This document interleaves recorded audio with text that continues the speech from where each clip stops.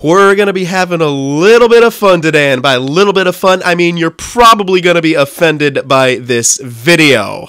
Now what I'm going to be doing, I'm going to go down the list of all the NHL teams. I'm going to tell you why your team is trash and why you're trash for liking them. First up, we got the Anaheim Ducks, and despite being Disney's worst creation ever, you got guys on the team like Ryan Getzlaf. Now, Ryan Getzlaf's hair is like Corey Perry's production. It disappeared after a few good years. Now, there's only 3 ways a guy can wear his hair. Now, that's parted, unparted, or departed. And Getzlaf is certainly the latter. But after having guys like Carlisle and Boudreau behind the bench, I can understand where his hair ran off to. I mean, at least one of them's got to find a good situation.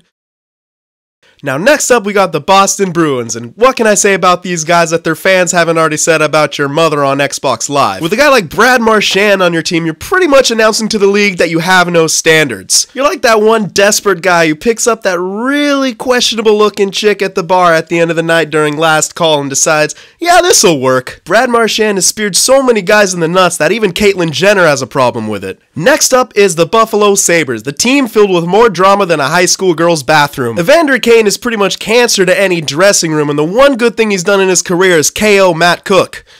I get it, Buffalo. You guys were screwed on the lottery, and now you're stuck with Jack Eichel whining to the media and rolling his eyes at basic questions. Seriously, man, Buffalo is that annoying 12-year-old kid on your block that no one wanted to play with growing up. Holy crap, I forgot about the Arizona Coyotes, didn't I? Well, so is their fan base. Zing! Moving on. We got the Calgary Flames up next, and where do I even start? I feel like these guys haven't had a real goaltender since the early 2000s. What the hell have you been doing? Well, besides getting guys like Goodrow and Monahan and then giving them zero support to actually succeed. The latest train wrecking goal they've had was Brian Elliott, who gets yanked out of nets more often than Alaskan crab on commercial fishing vessels. Seriously, Calgary, your team is bad and you should feel bad. Oh, hey, it's the Carolina Hurricanes, the team aptly named after a natural disaster. Ever since winning the Stanley Cup, this team has disappeared. I mean, I could come up with jokes for this, but honestly, does anyone even give a shit? Moving on to the Chicago Blackhawks, the team hailed as possibly the next NHL dynasty. This year's playoff run wasn't so successful. I mean, they scored less goals in their entire series than most of the teams scored in one game. But hey, I guess Patrick Kane just wanted to get to the offseason as soon as possible so he can get arrested for some more stupid shit. By the way, you see his fight with Jokinen? That was one of the most pathetic things I've ever seen. It was like they're fighting over who's losing their hair faster. The linesman stepping in and breaking that shit up prematurely was probably one of the best things they've done all season. On to Colorado, the land of legal weed and a very shitty hockey team. I'm holding this team and Calgary responsible for ruining Jarome Iginla's career. Seriously, man, how bad are Joe Sakic and Patrick Watt managing a team? You have all that young talent and you come in last? It's not even like Nate McKinnon got shoved headfirst into the boards by some ham and egger breaking his clavicle. He was there and you still suck. No words. Columbus. One of those expansion teams that was supposed to be really good by now. Unfortunately, they've only won one postseason game in their entire history. I'm sure now that they have guys like Atkinson and Brandon Saad, they're going to trade them to New York for some aging veterans. Seriously, man, do you guys remember that Rick Nash trade? Oh man, that was awful. The Dallas Stars are up next, and I can't really say anything that will beat this tweet I saw. Ah, Detroit. Hockey town. Home to the longest NHL playoff streak. Unfortunately, you can only milk that cow for so long before you're literally forced to rebuild. They were still trying to win now this year. At some point, the Motor City's just gotta move on, like all those manufacturing jobs. Times are changing. Your European superstars do not get the job done anymore. Edmonton's up next, and I was trying really hard to build something that worked here. Unfortunately, I don't have 10 years, 4 first overall picks, and Sidney Crosby 2.0 to help. How many forwards do you have to draft before realizing defense is the issue? It's like the Oilers management just gave a hearty fuck you to logic and decided the Gretzky era was enough success for one lifetime. Well, congratulations, you're a good contender again. In before you trade McJesus to LA.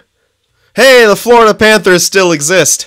You guys have the weirdest mix of super old and super young players on your team. Even the Catholic Church has some reservations about it. You got Grandpa Yager watching Aaron Ekblad change over there. Aaron, how about we do warm-ups together? Now I could go on and on and on about the LA Kings, but that'd be just like the Richards contract. Meaningless and redundant. You won 2 Stanley Cups in 3 years, created some amazing things, and then you just decided, fuck it, let's get drunk. Neon Knee artist Dustin Brown has the nerve to call other players dirty. Drew Doughty got the Norris Trophy because he quote-unquote was due for it. Well, I'm due for $1 million and 2 of those fine LA Ice girls. Bring them over.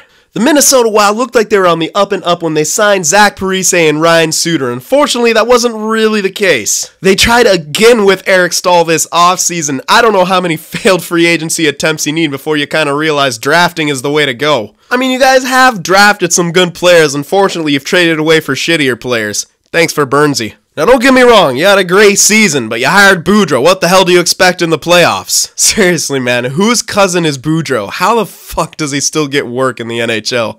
We got the Canadians up next, and since I don't fancy getting killed by you crazy Frenchies out there, I'm gonna take it easy. Almost as easy as your scouts do when they're looking at centers. You guys put so much into the left and the right that I feel like you're trying to make a metaphor for American politics. Maybe it's time you put down the wine and baguette and start getting some talent down the middle. Off to Music City in Nashville, the team that's carried by one man. With your acquisition of Subban in the offseason, I guess you're proving to the rest of the league that offense doesn't matter. Unfortunately, if there's ever an off night like Game 7 of Round 2 last year, you guys absolutely suck. After that, you got one good offensive line. Nashville just needs to stick to what they know best, and that's barbecue and not reading. Oh yeah, New Jersey's a pretty good team, acquiring Taylor Hall so they get the first overall pick. The only time I've seen a Devil game that was sold out was when the New York Rangers were in town. You know you've hit rock bottom when you play music when the visiting team scores because more of their fans are there. Jesus, get your shit together, New Jersey. I saw Martin Brodeur in his Devils uniform doing a commercial the other day. Yeah, your best player is fucking retired. On to the New York Islanders, the next up-and-coming champion team since drafting John Tavares. If only it were that simple. This team did get a lot of press recently.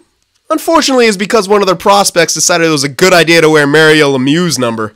Seriously, kid, take that shit off. You're embarrassing yourself, and you're making all the Penguins fans cry like every time Crosby gets touched. Now we're on to the only New York team that actually matters a little bit. I never really thought a trade could be bad for both teams simultaneously, but Jesus, look at Rick Nash.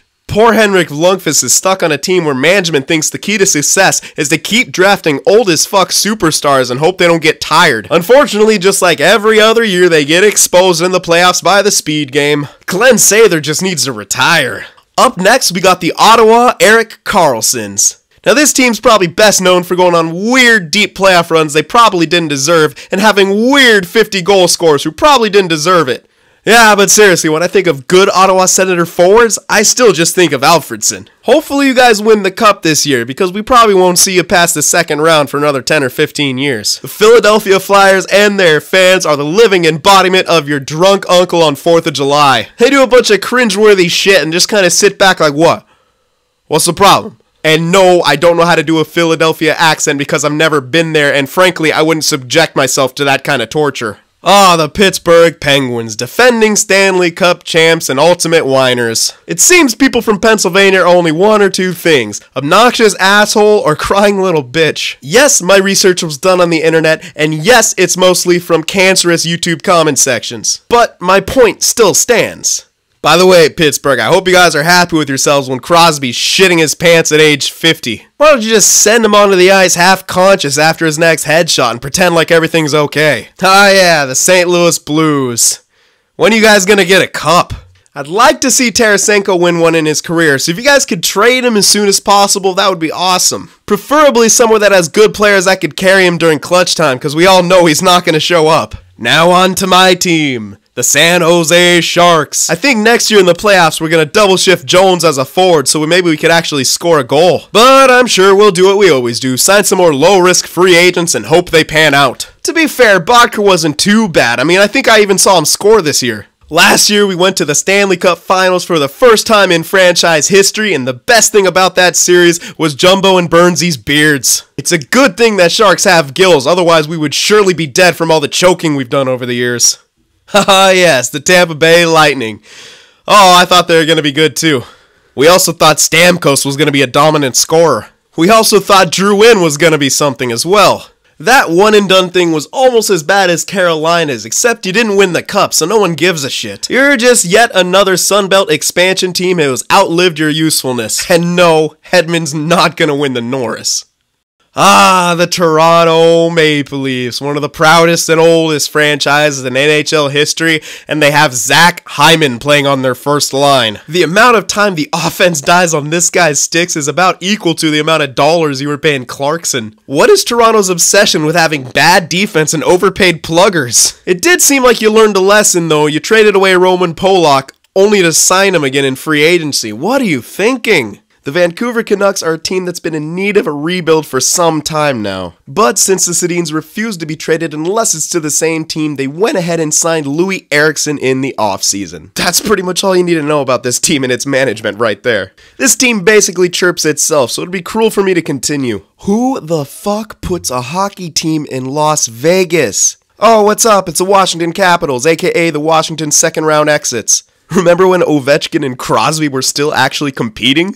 Every year we hear about how stacked the Washington Capitals are. Someone should probably tell these guys that President's trophies aren't the same as Stanley Cups. Last but not least, and yes, I do say that ironically, it's the Winnipeg Jets. Now, if you've never seen a fan base this delusional, you've never been on the YouTube comment section seeing people say that Laine is better than McDavid and Matthews. This franchise is so cursed, man. They moved to Arizona, we all know how that's going, and now they're back from Atlanta. What an unfair advantage. You've basically had two teams to choose from them. Neither one of them's been any good. Well guys, that'll wrap it up. I hope you guys had as much fun watching this as I had making it. If you guys want to see more of this, please remember to hit that like button and maybe share this with your friends. Subscribe to the channel if you haven't already, and as always, I will see you guys in the next one.